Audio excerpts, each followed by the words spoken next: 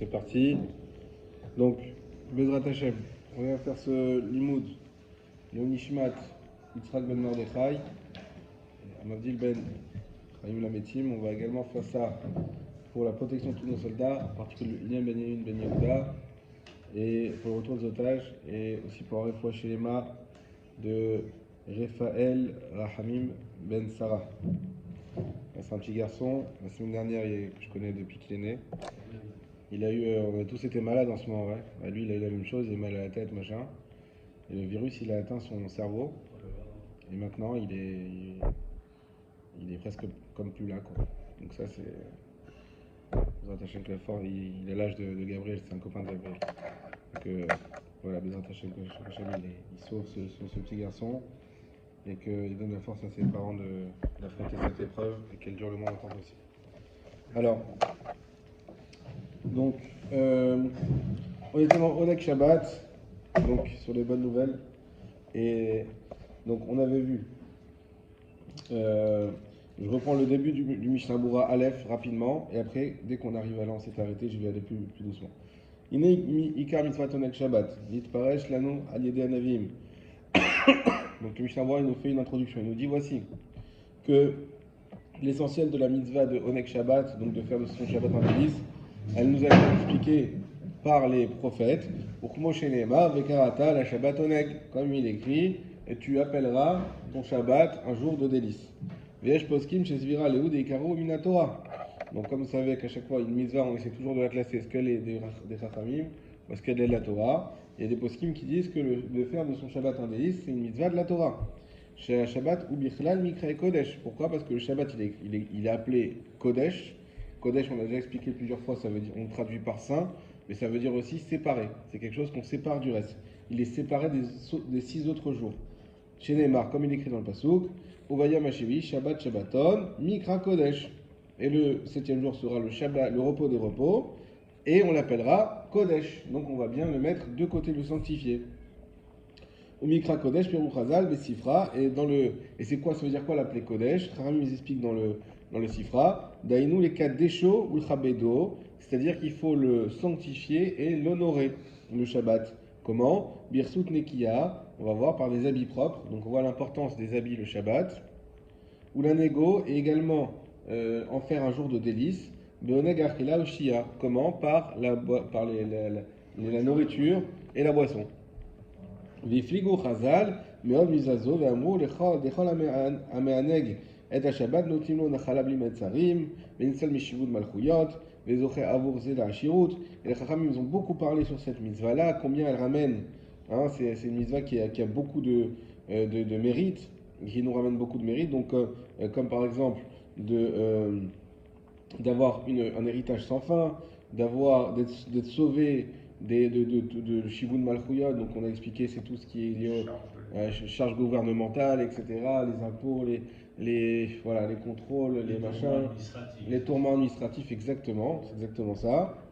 Et grâce à ça, on méritera d'avoir la richesse.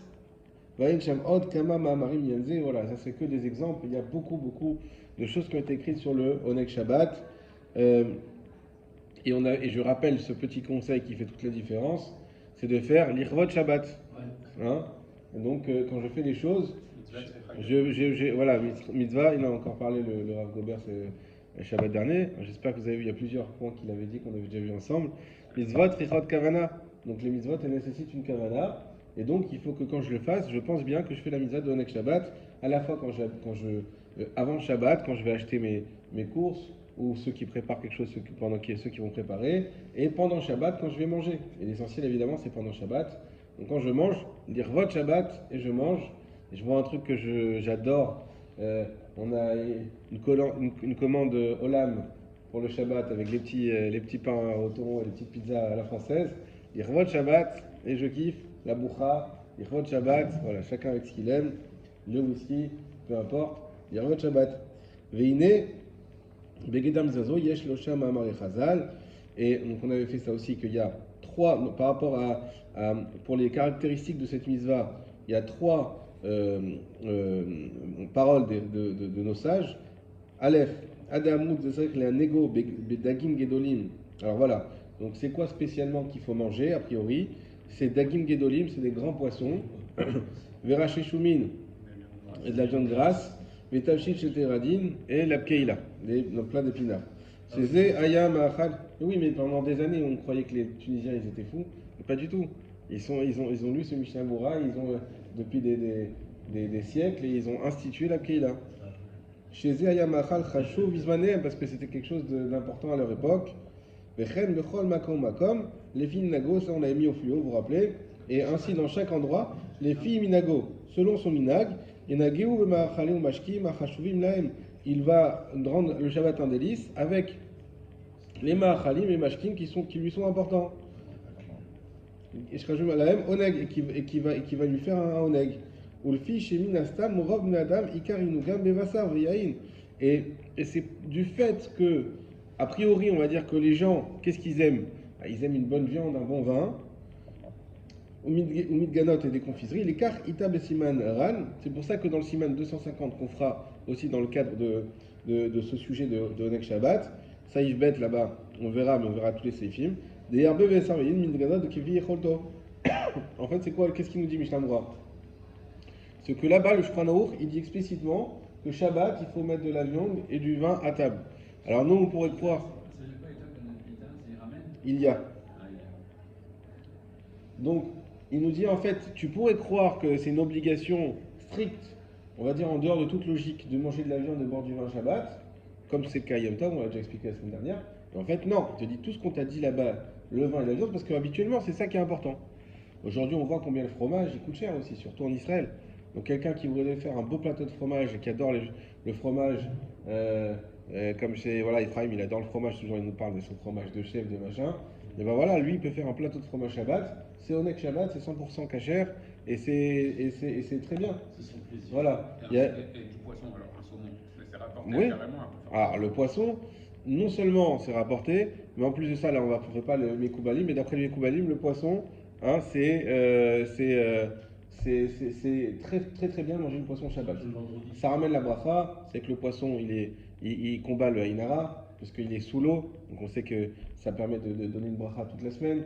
Le poisson, une des raisons que on demande les mariés, ils avaient l'habitude de se marier, le jeudi, que je me rappelle, il y avait un truc avec le poisson, je ne me rappelle plus le lien. En tout cas, c'est lié avec le poisson parce que le poisson c'est la fertilité, parce que ça permet d'avoir, on voit que le poisson, au prochain, ils ont beaucoup de poissonnous, donc voilà, donc c'est la fertilité. Et également,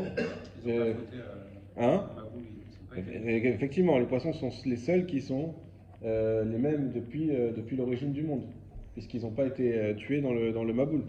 Hein, je sais que les requins ils disent que c'est la seule espèce qui existe depuis la nuit des temps, à l'époque des dinosaures, etc. J'ai vu une fois qu'on dit qu'Hachem il a béni 3 choses à la création, l'homme, le Shabbat et le poisson. Et du coup, ces 3 choses, quand on mange du poisson Shabbat, on réunit ces 3 choses. Hazak. Il y a aussi un pasouk, Mishlo Achal Dag, Beyom Dag, hein?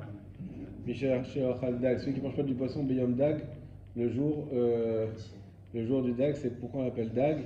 Dalet Gimel, ça fait 7. Hazak, Dalet Gimel 7, exactement. Donc, voilà, ceux qui ne mangent pas du poisson, le jour du poisson, c'est le jour Dag, c'est 7.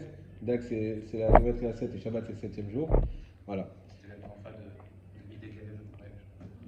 David et Gaël. Ah, Chazak, voilà. Et on a Dag ici, donc voilà, si tu veux. Voilà.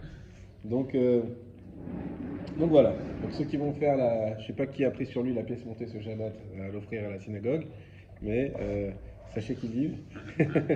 Voilà. Avant de manger les choux à la crème, on fait les Chavot Shabbat. Voilà. Voilà, donc ce qu'on disait, c'est que c'est selon l'endroit, selon ce qu'on aime. La dernière fois, il y a Denis, il était plus que réjoui parce que toute sa vie, sa mère faisait des tartes le Shabbat. Je me permets de le raconter, je pense pas que c'est un problème. Elle faisait des tartes halavi. Et lui, il disait, mais ma mère, elle fait pas bien Shabbat parce qu'elle fait du halavi. Il m'a dit, grâce à toi, je viens de comprendre que ma mère, ce qu'elle faisait, c'est parce que nous on adorait ces tartes de Shabbat, mais quand même ça nous posait un problème parce que c'était pas de la viande. Je viens de comprendre pourquoi ma mère faisait ses tartes, elle faisait pas un plat de viande. C'était Oneg Shabbat, c'était avec ses tartes halavi. Voilà, donc chacun avait ce qu'il aime. Bête, donc c'est arrêté là, la fin. Had amrou d'afilou d'avar mu'at chez Asao l'irot Shabbat qui est mitzvah onek Shabbat. Deuxièmement, toujours quand on parle d'une mitzvah, on parle du shiur. C'est quoi le shiur? C'est la quantité. On te dit il faut faire, par exemple, Ve'afta l'eracha kamocha. Ça aussi, alors Gobert en a parlé sur Shabbat. Il faut aimer son prochain comme soi-même. Mais c'est quoi la quantité? On sait que dans tout, il y a une quantité. Parce que sans quantité, on ne fait pas la différence entre quelque chose qui existe et quelque chose qui n'existe pas. Par exemple, on sait que pour manger, la quantité, c'est kazaït. Si tu n'as pas mangé kazaït, tu n'as rien mangé. Tu as mangé un petit truc, ça ne s'appelle pas manger, ça s'appelle goûter. Ça s'appelle... D'ailleurs, vous savez que celui qui goûte un plat, un cuisinier qui goûte un plat, sensiblement, il ne fait pas de bracha. Ça s'appelle pas manger. Nous aussi, d'ailleurs, on goûte pour savoir quel bracha on doit faire dans certains cas. C'est vrai. Pour, si on doit goûter par exemple, un pain, s'il est maisonnote, s'il est motzi. Pour les sfaradim, que c'est au goût, c'est pas selon comment il est fait, etc. En tout cas, ou si on veut goûter un fruit, si on ne sait pas s'il est mûr ou pas mûr, parce que c'est un fruit qui n'est pas mûr, il n'y a pas de bracha dessus. Bon. Donc en tout cas, il y a des quantités. Alors maintenant, c'est quoi la quantité de Onek Shabbat? D'avoir Mu'at chez Asao l'Irvot Shabbat qui est Mitzvot Onek Shabbat. Si tu fais une petite chose, l'Irvot Shabbat, tu as déjà fait la Mitzvah d'Onek Shabbat. Donc, Onek Shabbat, évidemment que nous, on va essayer de faire le mieux. Mais à part ça, si tu veux savoir, oui, mais je suis en province, j'ai pas grand-chose, il n'y a pas hyper cachère, comment je peux faire Onek Shabbat? Eh bien, tu fais une petite chose en plus. Tu fais une petite chose, eh bien, il n'y a pas de problème, tu as fait la Mitzvah d'Onek Shabbat. Pas besoin de faire la tête de Shlomo. Une petite chose, une petite part de Damrout, et voilà, et t'as fait Onek Shabbat. Va filou kassa d'Arsena, et même les kassa d'Arsena, c'est quoi? Aïnou dagim ktanim, c'est ces petits poissons, metout gadim qui sont frits bachamnan, dans leur huile, donc ils sont frits avec leur propre, on va dire leur propre graisse qui ressort. Voilà, donc ces petits poissons de friture, et ben même ça, c'est une petite chose. Tu as fait Onek Shabbat, si tu l'as fait, bien sûr, comme on a dit toujours, l'Irvot Shabbat. Troisièmement, Hadama Rabbi Akiva, c'est Shabbat Echachol, Vaester la Biriot. Il y a ce qu'il a dit à Rabbi Akiva, qu'il vaut mieux faire de ton Shabbat un jour de Chol plutôt que d'avoir besoin des autres. Donc ça, on avait déjà expliqué comme il faut. Vichiluk Kol Elu Amamarim ou Beofenze. Et la différence entre toutes ces paroles de nos sages, il est dans ce cas-là. Dainu leman de Efsharle Tsarich Lechabedo Kefi Yochoto. C'est-à-dire que celui qui peut, alors il doit honorer le Shabbat selon ses possibilités. Donc c'est ça la règle générale. La règle générale, c'est qu'il ne faut pas se pousser à des dépenses extravagantes. Il ne faut pas non plus faire la barre de fer. Il faut faire chacun en fonction de ses possibilités. C'est de là que vient la règle qu'on annonce souvent de dire que tout ce que tu vas dépenser de toute façon pour Shabbat, ça on va y venir. Être, on va y venir. Mais ça, c'est un peu différent parce que d'un côté, il te dit tu ne dois pas limiter, tu ne dois pas dépenser à outrance. Oui. Et d'un autre côté, il dit tu peux dépenser parce que c'est pas débile, t'as pas ça. Alors on va répondre à ça, mais juste je préfère le lire dans les mots. C'est une question qui est tout à fait légitime, mais c'est une question qui est générale dans la Torah. C'est une question qui est générale. Combien de fois on a cette question? Il y a écrit que Hachem ou refecha, que Hachem c'est ton médecin. Alors si je vais chez le médecin, est-ce que je ne suis pas en train de contredire ce passage? Je dis Hachem c'est mon médecin, et moi je vais chez le médecin. On va dire oui, mais tu sais, il passe par le médecin, c'est un intermédiaire, blablabla. Pourtant, il y a écrit que les médecins, c'est les premiers à aller les préserver en enfer. Vous savez, c'est comme ça. Le médecin, c'est celui qui est le plus proche de l'enfer. C'est écrit dans Chazal. Il y a beaucoup d'explications sur ça. Ils disent non, parce qu'il y a un grand Yetzirah d'avoir l'impression de Korchi Votsi Miyadi. Voilà, ça veut dire que tu as l'impression que c'est toi qui maîtrise la vie et la mort dans tes mains. Et bon, il y a beaucoup d'explications là-bas. Et pourtant, le médecin, combien on honore les médecins, il n'y a pas plus beau métier que médecin. Il sauve des vies, etc. Il aide des gens. Moi, j'avais mon oncle qui est d'ailleurs plus de 70 ans, il est encore médecin, il est en Israël. Et il nous raconte des choses des fois, chaque médecin, on imagine, mais il y a des choses des fois qu'ils font que même si je paye 1 million, tu le feras pas. Allez, je ne vais pas vous raconter maintenant, mais des choses qui sont des fois dégoûtantes et tout. Et ils font et pour sauver des gens, des personnes âgées, beaucoup de personnes âgées et tout ça. Donc c'est pas toujours très glorieux, ils le font, ils y vont à fond. Voilà. Mais d'un autre côté, c'est celui qui est le plus proche de se dire, celui qui arrive dans les affaires et tout, les gens qui sont dans les affaires, ils savent que des fois tu fais un truc, tu dis non, mais c'est sûr que c'est la main d'Hachem. Que des fois, ouais, j'ai un copain, il est agent de joueur. Donc il te raconte des histoires passionnantes.